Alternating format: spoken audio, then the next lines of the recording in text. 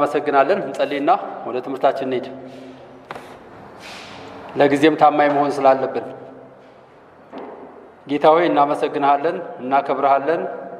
የረዳህን ያገዝከን የተንከባከብከን አንተ ስለሆንክ እንደዚህ ያለውን ደግሞ ምቹ ጊዜ የፈጠርክልን አንተ ስለሆንክ እናመሰግናለን።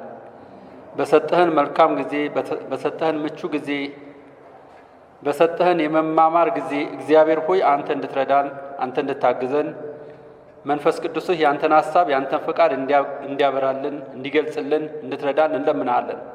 እግዚአብሔር ሆይ በማስተዋል ቃልህን እንድንካፈል አንተ እርዳን። ስለ ሁሉ ክብር ላንተ ይሁን በጌታ በኢየሱስ ስም አሜን። እንግዲህ እዚያ ላይ እንደተጻፈው አንዳንድ ክፍሎችን አነብና ወደ ዛሬው ደግሞ ትምህርት እንሄዳለን ማለት ነው። የማነበው ከቁጥር 14 ጀምሬ ነው።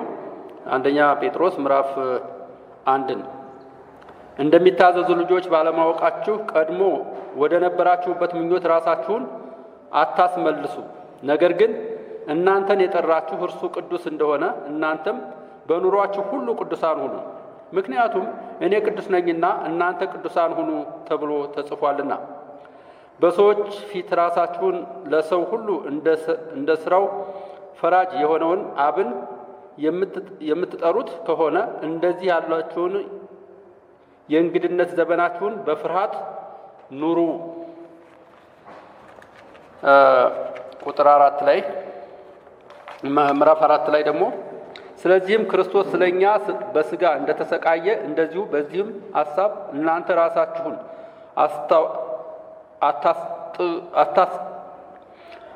አስታጥቁ። በስጋ የተሰቃየ እርሱ ኃጢአትን ትቷልና፣ ያም እርሱ እንግዲህ በስጋ የቀረውን ዘመን ለእግዚአብሔርም ፈቃድ እንጂ ለሰው ምኞት እንዳትኖሩ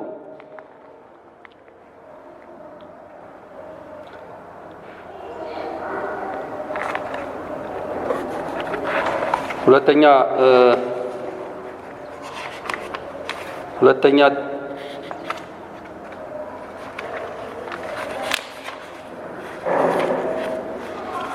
ጴጥሮስ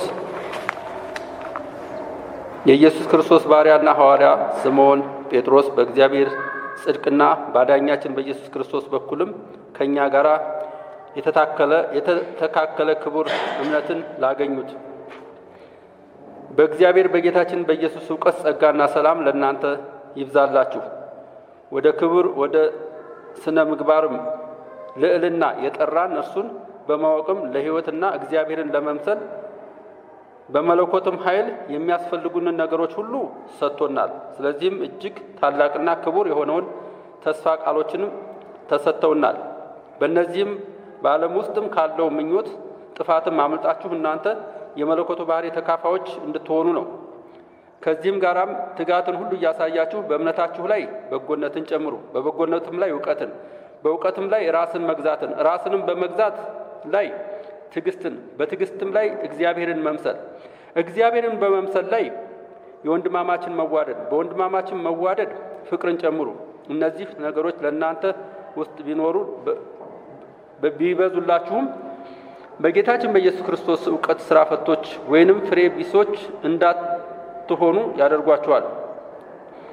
እነዚህ ነገሮች የጎደሉት እርሱ ግን ዓይነ ስውር ነው፣ አርቆ ማየትም አይችልም። እርሱም ከድሮ ኃጢአቱ መንጻቱንም ረስቷል። እስከ ቁጥር 10 ድረስ ካነበብኩት ይበቃል ብዬ ነው። ይሄ ያነበብኩላችሁ የእግዚአብሔር ቃል ነው። ይሄ ቃል ይህንን ያነበብኩላችሁ ከሥላሴያውያን ትርጉም ነው። እናንተ ከያዛችሁት ጋራ ትንሽ ምናልባት ይለይ ይሆናል። እንግዲህ መጀመሪያ የምነግራችሁ ለሚቀጥለው ሳምንት ጀምሮ የምናየው ሐሳብ የምናየው የእግዚአብሔር ቃል በጣም ጠቃሚ ስለሆነ ወይንም አንዳንድ ውዝግቦች ይነሱበት የነበረው ሐሳብ ያ ስለሆነ ያንን ማየት ስለምንችል ዛሬ አሁን ያላችሁ እንዳትቀሩ ለማሳሰብ እወዳለሁ። እንግዲህ እያየን ያለነው ስለ ቅድስና ነው፣ ስለ መቀደስ። መቀደስን በሶስት ደረጃዎች ከፍለን እያየን ነው። መቀደስ ሶስት ደረጃዎች አሉት። አንደኛውን ደረጃ ባለፈው ሳምንት ተመልክተናል። እሱን ትንሽ ለማስታወስ ያክል መቀደስ በዳግም ልደት ውስጥ የተፈጸመ ነው። በዳግም ልደት ውስጥ የተፈጸመ ነው ስንል ምን ማለት ነው? ዳግም ስንወለድ ራሱ ጌታ ራሱ ቀድሶ የራሱ አድርገውናል። የቀደሰን በቅዱስ አጠራሩም የጠራን ያጸደቀን በቤዝዮት የራሱ እንድንሆን ያደረገን ራሱ እግዚአብሔር ነው። ባይቀድሰን ኖሮ ባንቀደስ ኖሮ እግዚአብሔርን ማምለክ እግዚአብሔርን መከተል አንችልም ነበር። በራሳችን ቢሆን የምንቀደሰው ወደ እግዚአብሔር መቅረብ የምንችልበት ምንም አይነት አቅም አልነበረንም። የራሳችን ጽድቅ፣ የራሳችን ስራ፣ የራሳችን መልካም ምግባር፣ ተግባር፣ ማንኛውም ነገር ብትሉት በጎነት በሰው ዘንድ ውስጥ በፍጹም የለም። እግዚአብሔር ግን በጎ ስለሆነ በምህረቱም ባለጸጋ ስለሆነ ከወደደንም ከትልቅ ፍቅሩ የተነሳ የእግዚአብሔርን መንግስት ወራሾች እንድንሆን እሱ ራሱን ያጸደቀን፣ እኛ አይደለንም፣ ከኛ አይደለም ማለት ነው። ስለዚህ ነው ጌታ ራሱ በውድ ልጁ ደም ዋሽቶናል ይላል።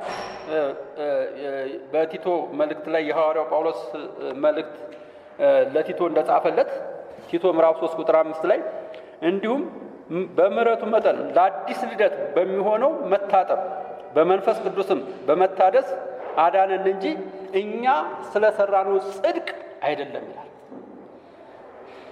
የኛ ጽድቅ አይደለም፣ የኛ ችሎታ አይደለም። የኛ ጽድቅ ምንም የትም ሊያደርሰን አይችልም። መቼም ቢሆን ጻድቅ መሆን አንችልም።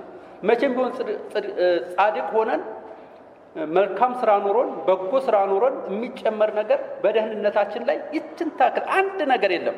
ቢሆን ኖሮ ወዮልን፣ ቢሆን ኖሮ እንደዚያ ምናደርግ ኖሮ ወዮልን፣ አሳሳቢ ነበር። ደህንነታችን ሁልጊዜ እየፈራን እየተንቀጠቀጥን ነው የምንኖረው። ሁልጊዜ እየተንቀጠቀጥን እየተሸማቀቅን። ምክንያቱም በጎነት መልካምነት በእኛ ውስጥ ግን በጸጋው የተሸፈነ ህይወት ስላለን። ስለዚህ ያን በመንፈስ ቅዱስ በጸጋው የዘላለም ህይወት እንድንወርስ አደረገን። ዳግም ከተወለድን በኋላ የአዲስ ልደት ልምምድን እንድናደርግ ግን እግዚአብሔር ይናገራል። አዲስ ባለፈው አንድ ምሳሌ ነግሬያችሁ ነበር። አንድ ህፃን ልጅ ከእናቱ ከተወለደ በኋላ በእናቱ ማህፀን ውስጥ እንዳለው አይነት ህይወት አይደለም የሚኖረው። አሁን ወደዚህ ተወልዶ ወደዚህ ምድር ከመጣ በኋላ ግን የዚህን ምድር ደግሞ ልምምድ ይለማመዳል። እነኛ ልምምዶች ብዙ ናቸው። ማልቀስ ሊሆን ይችላል፣ ጡት መፈለግ ሊሆን ይችላል፣ ምግብ መፈለግ ሊሆን ይችላል፣ በቁመት ማደግ ሊሆን ይችላል። ብዙ ነገሮችን ያደርጋል። ምክንያቱም ከዚያኛው በዚያም ውስጥ በእርግጥ እድገት የለም ማለት አይደለም። እድገት በውስጥም አለ። በእርግጥ ከተወለደ በኋላ ደግሞ የሚለማመዳቸው ሌሎች ነገሮች አሉ።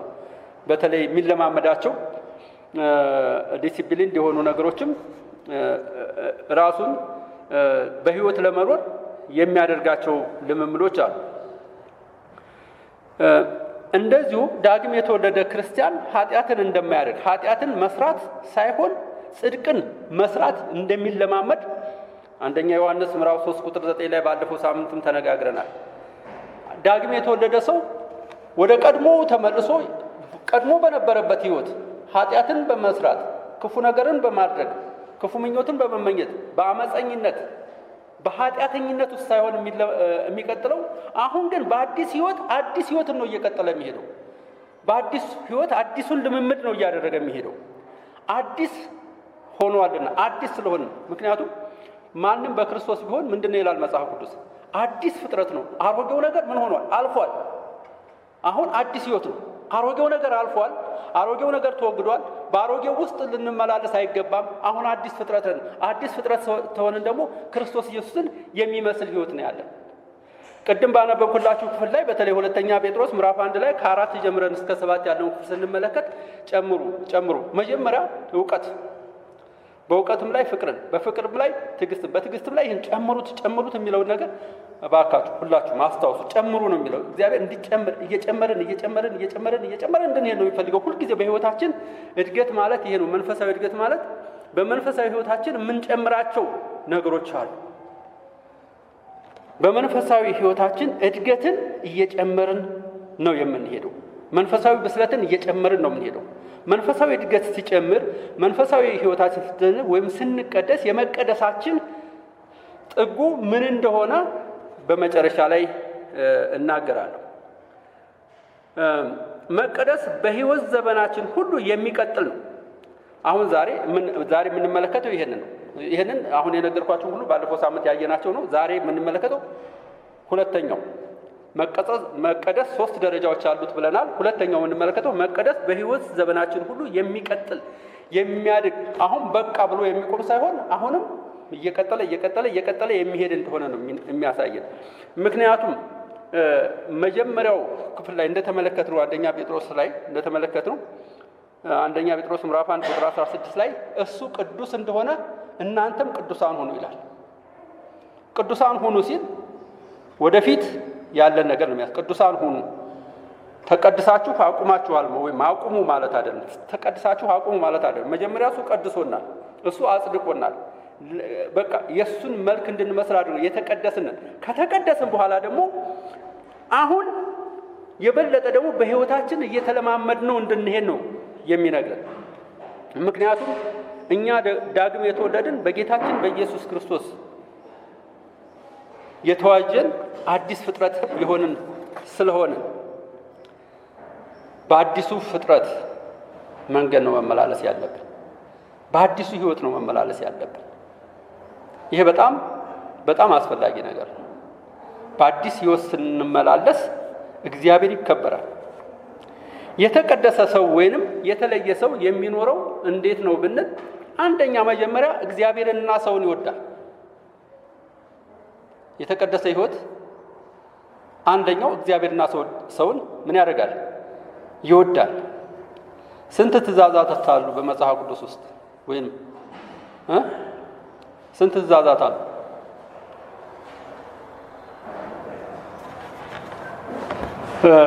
ዘጸአት ምዕራፍ 20 ላይ ስንት ትእዛዛትን ይነግረናል? 10 10ቱን ትእዛዛት በቃሉ ማለት የሚችል ሰው አለ?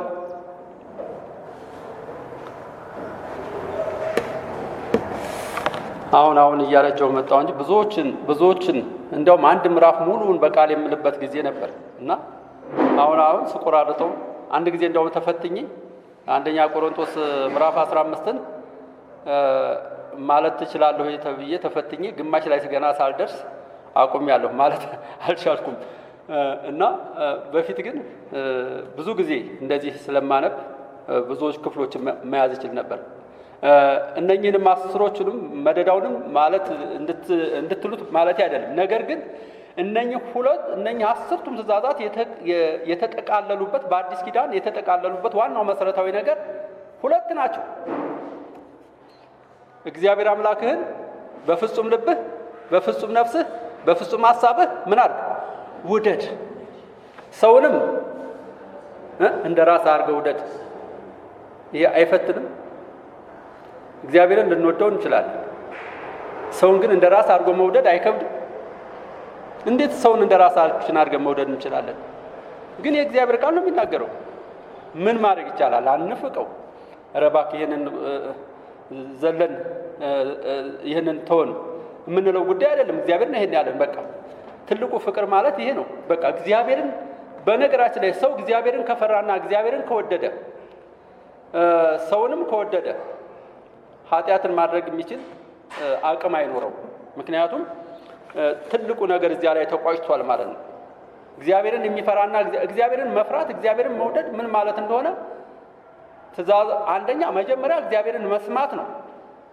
የምንሰማው በምኑ ነው? በቃሉ ነው። ከዛ በኋላ ደግሞ የሰማነውን በተግባር ማዋል ነው፣ መተግበር ነው። በቃ ይሄ ነው ዋናው መሰረታዊ ነገር። እግዚአብሔርን የሚፈራ ሰው ይሄንን ነው የሚያደርገው። እግዚአብሔርን ስንፈራ ያንን ማድረግ እንችላለን። ኢየሱስን ተወጀዋለሽ ወይ ተብላ ተጠይቃ አንዲት እህት መለሰች ያለው የተባለውን ነገር ስሰማ አስገርሞኛል።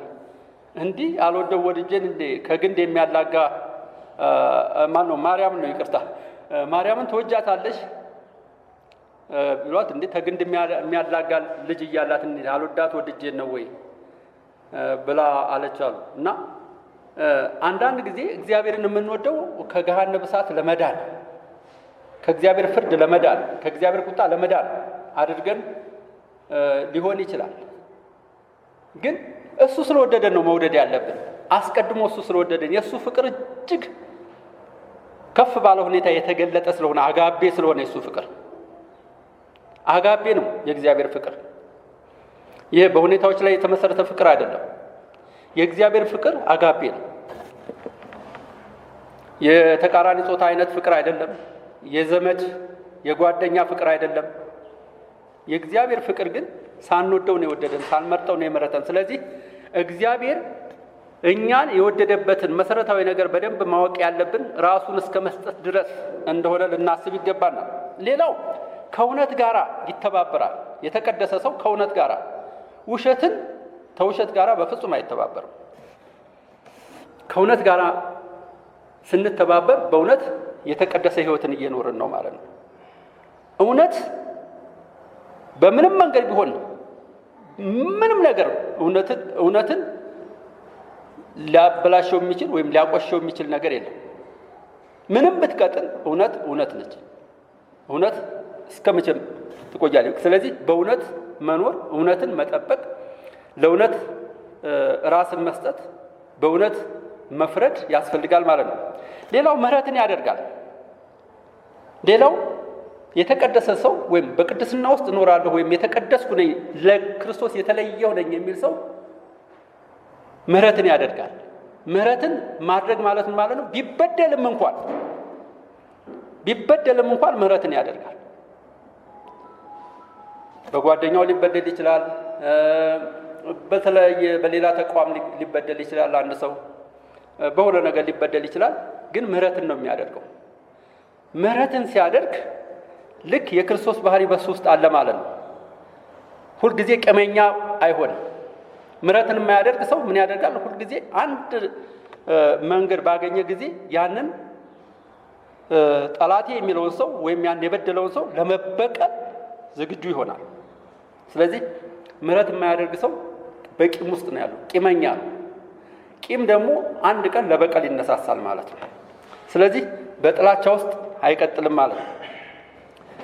ሌላው አራተኛው ፍትህን ያደርጋል። የተቀደሰ ሰው ፍትሃዊ ነው። የሚያደርጋቸው ነገሮች ሁሉ ፍትህን በተከተለ ነው። ፍትህ ስላችሁ የአንድን ተቋማት ፍትህ አይደለም እየነገርኳችሁ ያለሁት። የኛ የሚመራን ለእምነታችን ለተግባራችን ብቸኛው መመሪያችን ማን ነው? ባይብል ነው አይደል? መጽሐፍ ቅዱስ። ለእምነታችን ለተግባራችን መመሪያችን መጽሐፍ ቅዱስ ነው። መጽሐፍ ቅዱስ የሚለውን በማድረግ ልክ እንደ መጽሐፍ ቅዱስ በመኖር ለመጽሐፍ ቅዱስ ቅድሚያ በመስጠት ፍትሃዊ የሆነ አስተምሮን፣ ፍትሃዊ የሆነ አኗኗርን፣ ፍትሃዊ የሆነ ፍርድን ያደርጋል ማለት ነው። ሌላው እግዚአብሔርን ይሰማል። የተቀደሰ ሰው እግዚአብሔርን ይሰማል። የራሱን ሐሳብ ይዞ ሳይሆን ወደ መጽሐፍ ቅዱስ ውስጥ የሚገባው ከመጽሐፍ ቅዱስ ውስጥ ያለውን ሐሳብ ነው ወደ ራሱ የሚያመጣው። ይሄ አይሲጂሰስ እና ኤክሲጂሰስ ይባላል። አይሲጂሰስ ማለት መጽሐፍ ቅዱስን ለመፍታት ወይም መጽሐፍ ቅዱስን ለመረዳት የራሳቸውን ሐሳብ ይዘው ገብተው ያነባሉ። መጽሐፍ ቅዱስ እንደዚህ ነው ብላችሁ ስትነግሯቸው እንኳን በፍጹም አይሆንም። እኔ አንዳንድ ቦታ የገጠመኝን ነገር ብነግራችሁ ትገረማላችሁ። አንድ ማስተምርበት ቦታ እኛ አስተማሪያችን እንደዚህ ብሎ አስተምሮናል ይሉኛል። እሱ የራሱ ጉዳይ፣ መጽሐፍ ቅዱስ ግን እንደዚህ አይደለም። ስለዚህ ያኛውን ነው መቀበል ያለብን። እሱ መብታችሁ።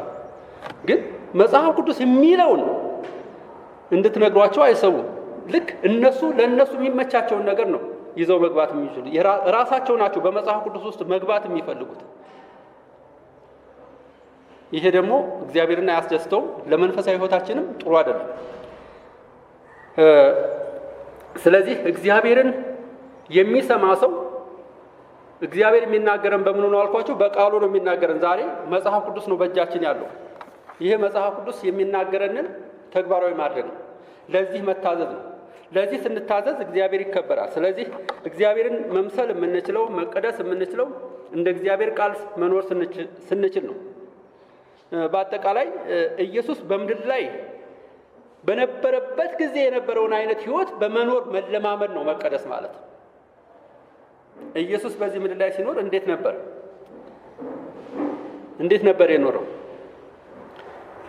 አንድ ሐዋርያ ታውቃላችሁ፣ እኔን ምሰሉ እኔ ክርስቶስ ኢየሱስን እንደምመስል ያለው ታውቃላችሁ አይደል?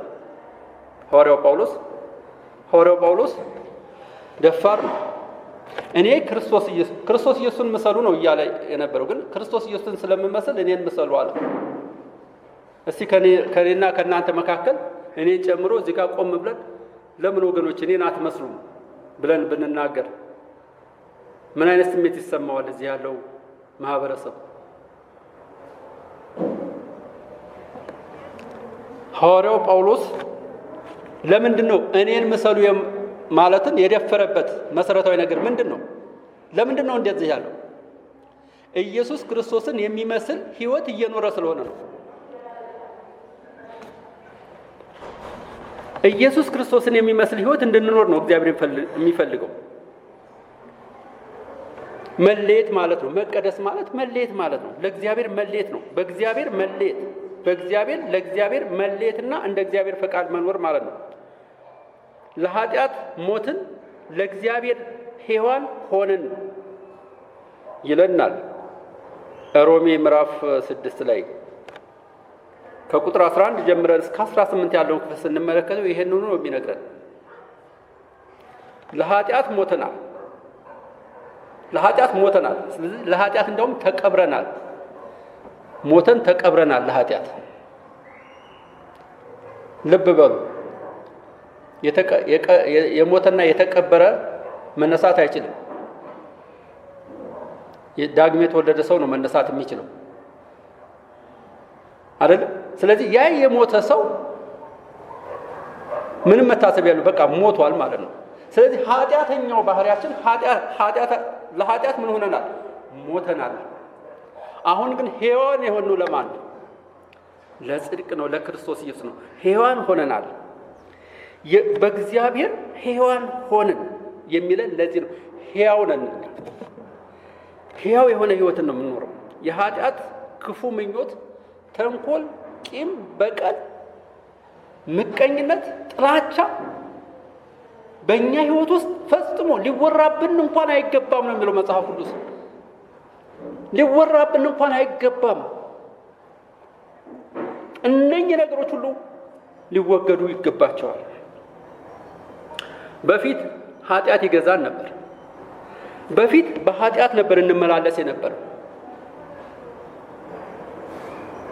የዚህን ዓለም አምላክ የሆነውን የዲያብሎስን ሐሳብ ነበር እየፈጸምን እያከናወንን የነበረው። ዛሬ ግን ከዚያ ወጥታችኋል ነው የሚለን። አሁን ራሱን እኛ ሁላችን የኢየሱስን መልክ መስለናል። መልኩን መስላችኋል ነው የሚለን። ሁለተኛ ቆሮንቶስ ምዕራፍ 3 ቁጥር 18 ላይ የልጁን መልክ መስላችኋል። እንደው በጣም የሚያስገርም ነው የእግዚአብሔር ቃል። በጣም ነው ደስ የሚለው። በጣም ነው ውስጥን የሚያነቃው። በቃ ምክንያቱም የልጁን መልክ መስላችኋል። የክርስቶስ ኢየሱስን መልክ መምሰላችን ምን ያክል ያስደስተን ይሆን? ይሄ መልክ በአንድ ወቅት ጠፍቶ ነበር። እግዚአብሔር ሰውን ሲፈጥር በማን መልክ ነው የፈጠረው? በራሱ መልክ። ኢየሱስ ክርስቶስን የሚመስል መልክ ነበር የነበረን። እነሆ ሰውን በመልካችን እንፍጠር ሲል በእሱ አምሳል ነበር የተፈጠርነው። ይህን ቀይ ጥቁር ምናምን የሚለውን አይደለም። ሞራላዊ ባህሪውን እንድንመስል፣ ያለ ኃጢአት ሆነን ንጹህ ሆነን የእሱን መልክ እንድንመስል ነበር። ነገር ግን በኋላ ነው ኃጢአት እንግዳ የሆነውን ነገር ኃጢአትን ዓለም የተዋወቀችው አዳምና ሔዋን ከተሳሳቱ በኋላ ማለት ነው። አሁን በክርስቶስ ስናምን ደግሞ የልጁን መልክ እንድንመስል ተመልሰን እንደገና የእሱን መልክ እንድንመስል ሆነናል። የእሱን መልክ የመሰልን ሰዎች እኛ ኃጢአት ሊገዛን አይገባም። የልጁን መልክ መስለናል ስለሚለን ማለት ነው። ስለዚህ በሕይወት ዘመናችን ሁሉ ይሄ ሕይወታችን እየቀጠለ እያደገ የሚሄድ ነው። አንድ ጊዜ ብቻ የክርስቶስ ኢየሱስ መልክ ይዘናል ብለን በዚያው የሚቆም ሳይሆን በመንፈሳዊ ሕይወታችን እያደግን እየቀጠለ የሚሄድ ክርስቲያናዊ ጉዞ ነው። ክርስቲያናዊ ጉዞ ሁልጊዜ የማያቋርጥ ጉዞ ነው። መቀደሳችን እያደገ እየጨመረ ነው የሚሄደው። ፍጹም የምንሆነው ወደ ጌታ ስንሄድ ነው። ፐርፌክሽን የሚኖረው ያን ጊዜ ነው። በክርስትና ሕይወታችን ስንጓዝ ብስለት እያሳየን ክርስቶስንና የክርስቶስን መልክ እየመሰልን መልካምን ስራ እየሰራን እንደ እግዚአብሔር ሐሳብ እየኖርን ነው። አንድ ሰው ሲናገሩ ክርስቲያን ተጓዥ ነው አሉ። እኚህ ሰውዬ ስላሉን ብቻ ሳይሆን መጽሐፍ ቅዱስም ክርስቲያን ተጓዥ እንደሆነ ይናገራል። ወዴት ነው የሚጓዘው? በዚህ ምድር ላይ ስንኖር እኛ ተጓዦች ነን። አንዱ ጋር ቁጭ የምንል አይደለም። አንዱ ጋር ቁጭ የምንል ብንሆን ማንጓዝ ብንሆን በቃ ምንም ፋይዳ የለውም፣ ምንም ትርጉም የለውም። የሚቀጥል የሚያድግ ህይወት ነው። በህይወታችን እያደግን የምንሄድ ነው። ወደ ክርስቶስ ፍጹም ሙላት እየደረስን የምንሄድ ነው። ፊልጵስዩስ እንደተናገረው በኋላዬ ያለውን እየረሳሁ በፊቴ ያለውን ለመያዝ ምን አደርጋለሁ አለ? እዘረጋለሁ አለ። አሁን ወደ ኋላ እመለሳለሁ አይደለም ያለው። የኋላዬን ሁሉ እያስታወስኩ አይደለም ያለው። ተኋላ ያለውን ሁሉ እየሰበሰብኩ አይደለም ያለው። ያንን እየተውኩ ወደፊት ያለውን ለመያዝ እዘረጋለሁ። ሁልጊዜ ወደፊት ነው የሚራመደው። እዚህ ጋር ምንም ይኑር፣ ተንኮል ይፈጸምበት፣ ክፋት ይፈጸምበት፣ ምን ይሁን የሆነ ወደ ኋላ የሚያስቀረው ነገር ይኑር ምን ይኑር፣ ግን በጌታ ጸጋ ወደፊት መሄድን ነው የሚፈልገው። ሁልጊዜ ከኋላው ያለውን እየረሳ እንደውም የነበረውን ደረጃ ሁሉ በአይሁድ ሕግ ፈሪሳዊ መሆኑን ተተከበረው ከቢንያም ነገድ የተወለደ መሆኑን ሕግንም ጠንቅቆ የሚያውቅ መሆኑን ያለ ነቀፋም እንደነበረ ያን ሁሉ ይናገርና አሁን ግን ያን ሁሉ አልቆጥርም፣ ያንን ትቼው ወደፊት ያለውን ለመያዝ እዘረጋለሁ፣ እቀጥላለሁ፣ እሄዳለሁ፣ እጓዛለሁ ነው እያለን ያለው። እኛ ክርስቲያኖች ዳግም ከተወለድን በኋላ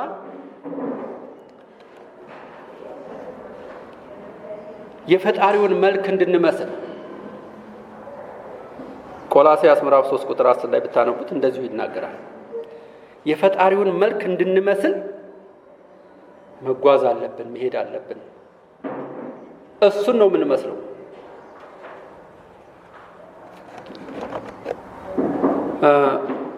ጌታን እናመልካለን አይደል? ዳግም የተወለድን ሁላችንም ጌታን እናመልካለን። አምልኮ ምንድነው ብዬ ብጠይቃችሁ ምን ይሆን የምትመልሱልኝ? አምልኮ እሁድ ብቻ ነው አምልኮ? አምልኮ ሁልጊዜ ነው። አምልኮ በየትም ቦታ ነው። ክርስቲያን እሁድ ብቻ አይደለም።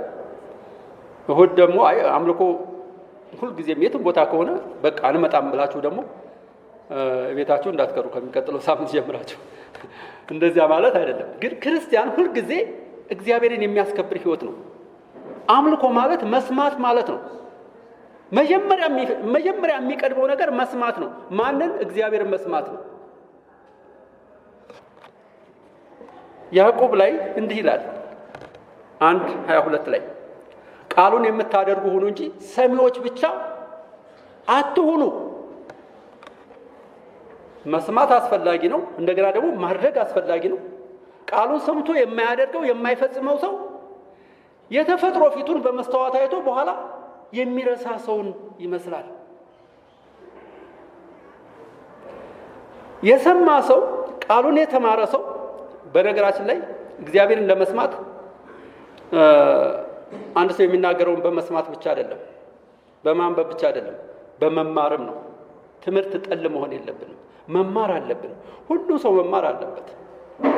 በመቀባበል በወንድማማችነት ፍቅር፣ እርስ በርስ በመተጋገዝ፣ እርስ በርስ በመተናነጽ፣ አንዳችን ለአንዳችን በመሰጣጣት መቀባበልና መማማር አለብን። የእግዚአብሔርን ቃል በመማርም ነው የምናገኘው። ቃሉን ተግባራዊ እንድናደርገው ይፈልጋል የእግዚአብሔር ቃል። መጽሐፍ ቅዱስን ማንበብ ብዙዎቻችን ተስኖናል። እኔ እንጃ።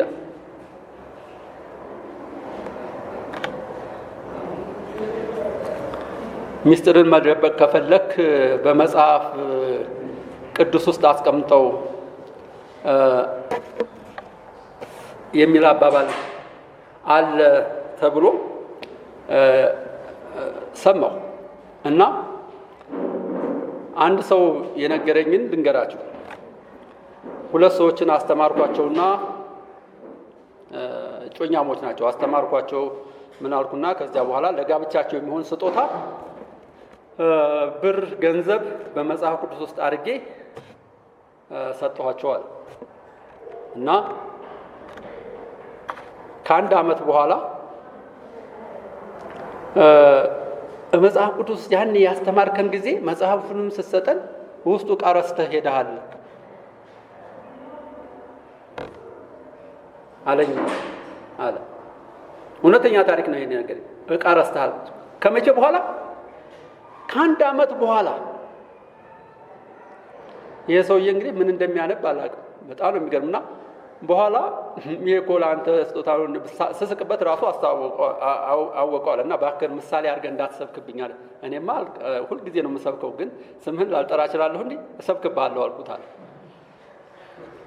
እና መጽሐፍ ቅዱስን አለማንበብ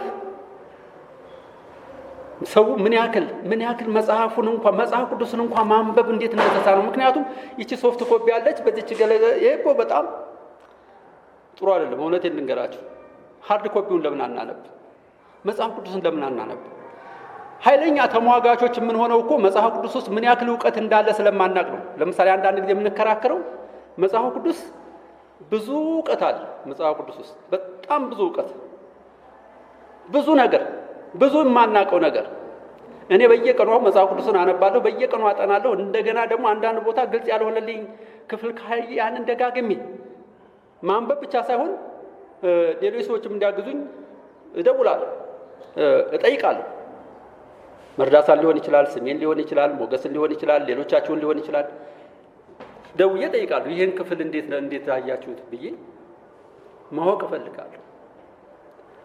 ማንበብ ሙሉ ሰው ያደርጋል። ማንበብ ክርስቶስ እንድንመስል ያደርጋል። ማንበብ እንድንቀደስም ያደርገናል። መቀደስ፣ ሶስተኛው መቀደስ ፍጻሜውን የሚያገኘው ወደ ጌታ ስንሄድ ወይም እሱ ሲወስደን ነው። ፍጻሜውን የሚያገኘው ያን ጊዜ እንደሆነ ሮሜ ምዕራፍ 6ን ማየት ትችላላችሁ። ጴጥሮስንም ላይ ቅድም ያነበብኩላችሁን ክፍል ሁሉ ማየት ትችላላችሁ። በዚህ ህይወት ፍጹም ሊሆን አይችልም መቀደስ። ዕውቀታችንም ፍጹም የሆነ ዕውቀት ሊኖር አይችልም። ልክ እንደ ሶቅራጥስ አንተ አዋቂ ነህ፣ በጣም ጥበበኛ ነህ፣ ብዙ ዕውቀት አለ ሲሉት እንደተናገረው እኔ የማውቀው አለ። ምኑን ነው? አለማወቄን ነው። አይ ኖ ዛት አይ ኖ ነቲንግ። እኔ የማውቀው አለማወቄን ነው። ምንም አላውቅም። ገና የሚታወቅ ብዙ ነገር አለ ማለት ነው። ገና ልናውቀው የሚገባ በጣም ብዙ ነገር አለ። ዕውቀት በትንሽ በመማራችንም ወይም ዲግሪ ስላለን ወይም ማስተር ስላለን ወይም ዶክትሬት ስላለን በቃ የጨረስን የሚመስለን ሰዎች ካለን በጣም ማንበብ ካቆምን አሁንም አንደር ግራጁዌት ነው። ምንም ገና ነን። ሁልጊዜ መጽሐፍ ቅዱስ ደግሞ ምንድነው? ፉድ ነው፣ ምግብ ነው። ስፒሪቹዋል ፉድ ነው፣ መንፈሳዊ ምግብ ነው። ቁርስ ነው፣ ምሳ ነው፣ መክሰስ ነው፣ እራት ነው። በቃ ሁልጊዜ የደስተኛ ህይወት መኖር የምትችሉት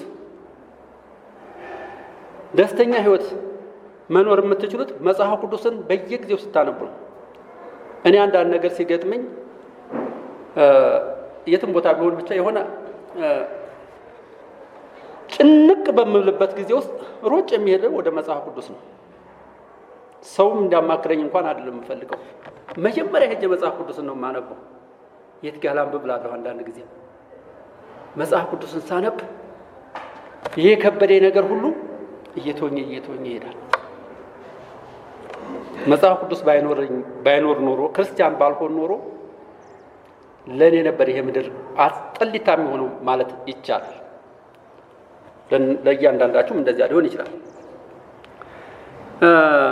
ይህንን የሚነግሩን በጣም ብዙ መጽሐፍ ቅዱሶች ክፍሎች አሉ። እነኛን ሁሉ ማንበብ አይቻልም አሁን ታለን ጊዜ አንጻር አኳያ።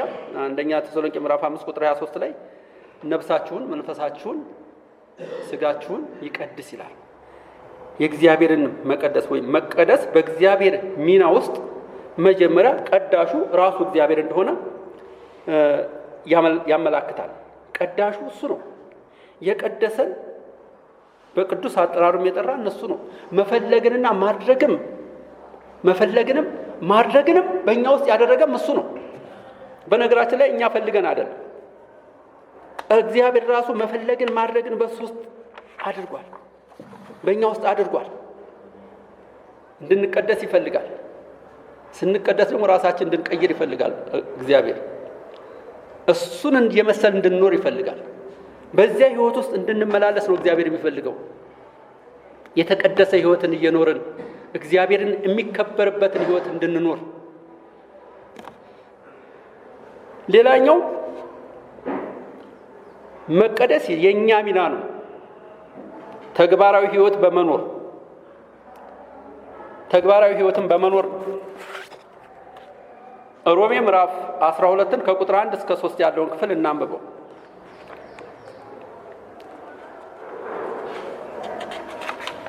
ሁላችሁም ብታወጡት ደስ ይለኛል። ስለዚህም ወንድሞቼ ሆይ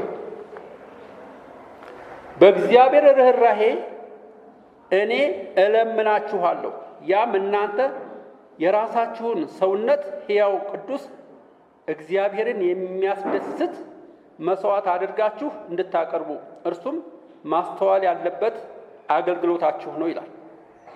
ቁጥር 1 ብቻ ነው ይሄን የሚለው። ቁጥር 2 ይህንን ዓለም አትምሰሉ፣ ነገር ግን በአእምሮአችሁ መታደስ ተለወጡ እንጂ እናንተ መልካሙን የሆነውን ተቀባይነት እና ፍጹም የሆነውን የእግዚአብሔርን ፈቃድ ምን እንደሆነ እንድታረጋግጡ ነው። ሐዋርያው ጳውሎስ ይህንን ሲል ከላይ ብዙ ጉዳዮችን ተናግሯል። ስለ ጸጋ ተናግሯል። ስለ ቅድስና ተናግሯል። ክርስቲያን እንዴት መኖር እንዳለበት ተናግሯል።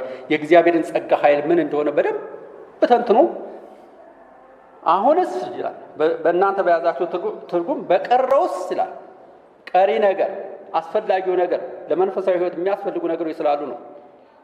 ብዙ ነገሮችን ከተናገረ በኋላ ስለዚህ ወንድሞች ሆይ ይላል። በዚህኛው በሥላሴያውያን ትርጉም ስለዚህ ወንድሞች ሆይ ብሎ ነው የሚጀምረው። እግዚአብሔርን የሚመስል ይህም ደግሞ የተቀደሰ ለአእምሮ የሚመች አገልግሎታችሁ፣ ማስተዋል ያለበት አገልግሎታችሁ፣ በማስተዋል ውስጥ የምታገለግሉት አገልግሎት ነው።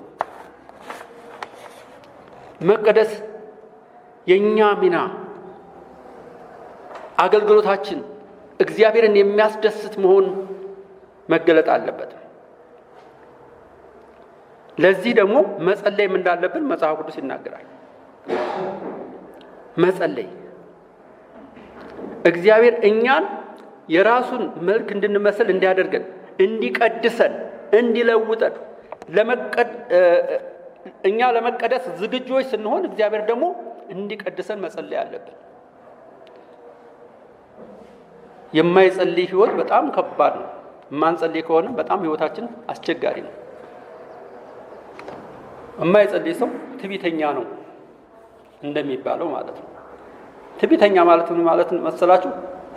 ባነበበው ዕውቀት የሚመካ፣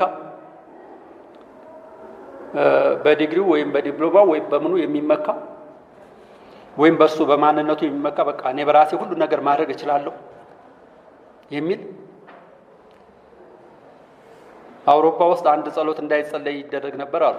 አባታችን ሆይ በሰማይ የምትኖር ስምህ ይቀደስ፣ መንግስትህ ትምጣ፣ ፈቃድህ በሰማይ እንደሆነች እንዲሁም በምድር ትሁን የዕለት እንጀራችንን ስጠን ሲባል ተውት ይሄን መጸለይ የለብንም። ምክንያቱም እኛ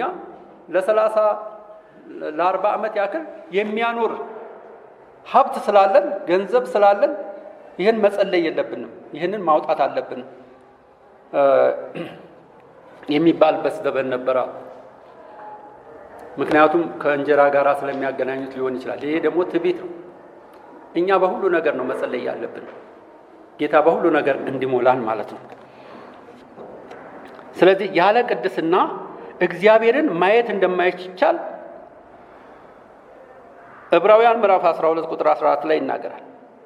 በመቀደስ ነው እግዚአብሔር ማየት የምንችለው። ሁልጊዜ በመቀደስ ህይወት ስንኖር፣ ሁልጊዜ በመታደስ ህይወት ስንኖር፣ ሁልጊዜ በቃሉ ስንሞላ፣ ሁልጊዜ በመንፈስ ቅዱስ ስንሞላ እግዚአብሔርን ማየት እንችላለን። በመቀደስ ነው እግዚአብሔርን ማየት የምንችል። ያለ ቅድስና እግዚአብሔርን ማየት አይቻልም ይላል።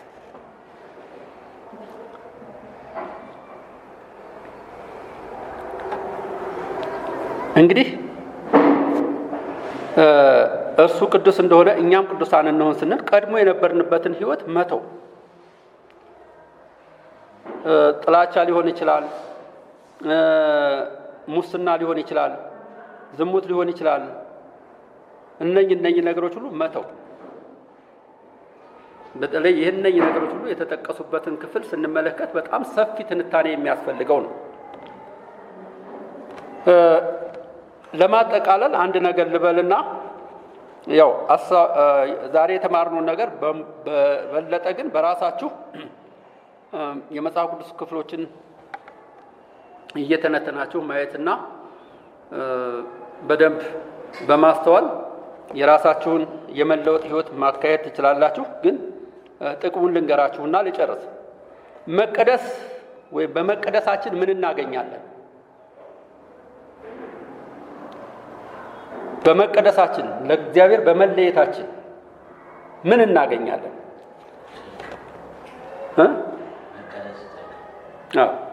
በመቀደስ በመጀመሪያ እግዚአብሔር ደስ ማሰኘት ነው። እግዚአብሔርን መስማት ነው።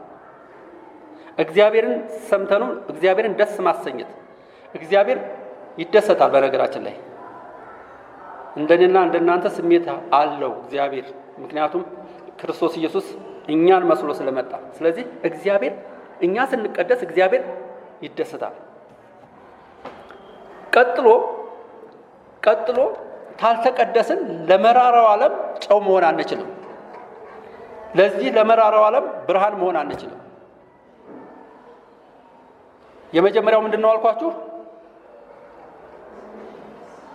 እግዚአብሔርን ማስደሰት። ቀጥሎ ደግሞ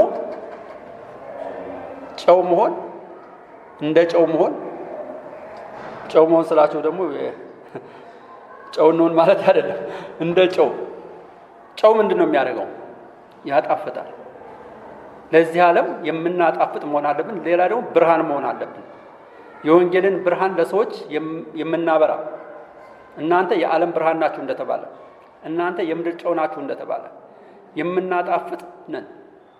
ክርስቲያናዊ ህይወታችን በማንኛውም ቦታ በመስሪያ ቤታችን ይሁን፣ በጎረቤታችን ይሁን፣ በሰፈራችን ይሁን፣ ሁልጊዜ ህይወታችን ደስ የሚያሰኝ የሚያጣፍጥ እንደነሱ ነው እንጂ ኑሮ እነሱ በእውነትም እነሱ የእግዚአብሔር ህዝቦች ናቸው።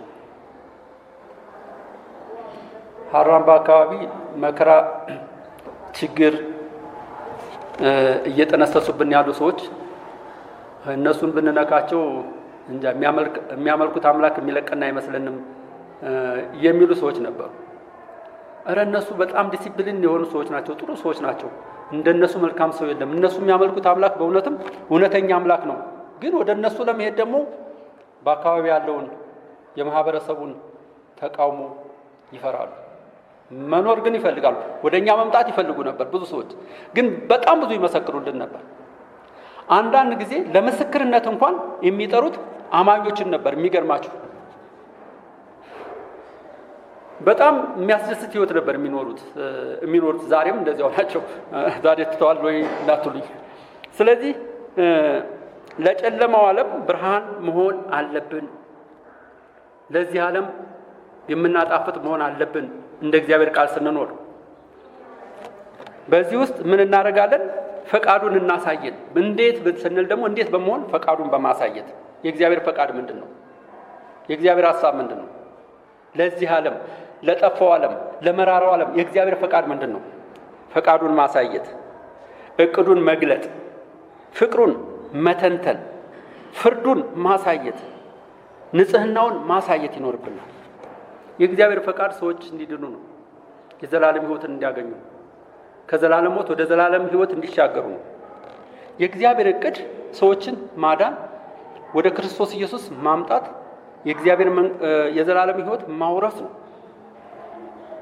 የእግዚአብሔር ፍቅር ምን ያክል እንደሆነ አጋቤ የሆነው ፍቅሩ ምን እንደሆነ መተንተንና ማሳየት ነው። ፍርድ እንዳለ የዘላለም ኩነኔ፣ የዘላለም ጥፋት፣ ለዘላለም ሰው በክርስቶስ ካልዳነ ምን ይሆናል?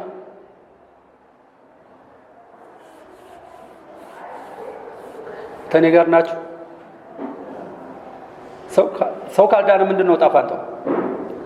የዘላለም ሞት ነው፣ የዘላለም ፍርድ ነው፣ የዘላለም ኩነኔ ነው። ስለዚህ ይፈረድባቸዋል ማለት ነው። ያንን ፍርድ ማሳየት፣ ጌታ ደግሞ ቅዱስ ንጹሕ እንደሆነ ማሳየት ነው። እነዚህን ሁሉ የማድረግ አንድ ዳግም የተወለደ ክርስቲያን ኃላፊነት ነው። ኃላፊነትና ተጠያቂነት የተሰጠን ለእኔና ለእናንተ ነው። ይህን ኃላፊነት ተሰጥቶናል። ሌላው በእግዚአብሔር ፊት ምን እናገኛለን? ምስጋናን እናገኛለን፣ ሞገስን እናገኛለን፣ አለማፈርን። እግዚአብሔር ይደሰትብናል። እነኝህን ሁሉ ነገር ነው የሚያስገኝን።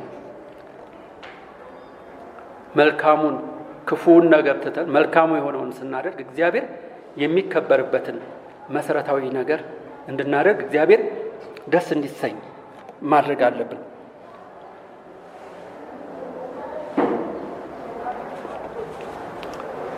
ሌላው እንግዲህ መቀደሳችን በምን ይታወቃል? ቅድም እንደነገርኳችሁ መቀደሳችን የሚታወቅባቸው መሰረታዊ ነገሮች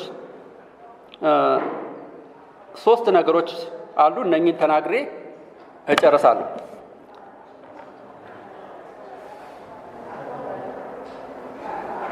መቀደሳችን የሚታወቀው አንደኛው እግዚአብሔርን የምንሰማ እና እንደ ፈቃዱ በመሄዳችን ነው። ደጋግሜ የተናገርኩት ይሄን ነው። መስማት እግዚአብሔርን ነው መስማት ያለብን እምለው ለዚህ ነው። አንደኛ እግዚአብሔርን የምንሰማ እና ፈቃዱን የምናደርግ መሆናችን። የምንሰማው በቃሉ ነው። ፈቃዱንም የምናገኘው በቃሉ ውስጥ ነው። አድርጉ አታድርጉ የሚለው ወይም እንደዚህ ሁሉ የሚለንም የምናገኘው በቃሉ ውስጥ ነው። ቃሉን ስናነብ ነው። ቃሉን ስናጠና ነው። ቃሉን ስንማር ነው። ሌላ የመንፈስ ቅዱስ ፍሬ በሕይወታችን የሚታዩብን ከሆነ ነው። የመንፈስ ቅዱስ ፍሬዎች ምንድን ናቸው? እነኚህም በቃሉ የሚልልኝ ሰው አለ? ገላትያ ምዕራፍ 5 ቁጥር 22 እና 23 እሺ፣ እምነት፣ ተስፋ፣ ፍቅር፣ ቸርነት፣ በጎነት፣ የዋሃት፣ ራስን መግዛት እነኚህ ናቸው 9 የመንፈስ ቅዱስ ፍሬ ይሏቸዋል። የመንፈስ ቅዱስ ፍሬ በአማኙ ውስጥ የሚኖር በአማኙ ውስጥ እያደገ እያፈራ የሚሄድ የሚታይ የሚገለጥ። አንድ ዛፍ ፍሬ ካለው ምን ይሆናል?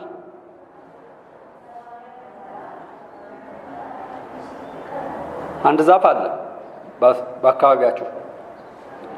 የብርቱካን ሊሆን ይችላል፣ የወይን ሊሆን ይችላል፣ የሌላም ዛፍ ሊሆን ይችላል። ፍሬ ካለው ምን ይሆናል?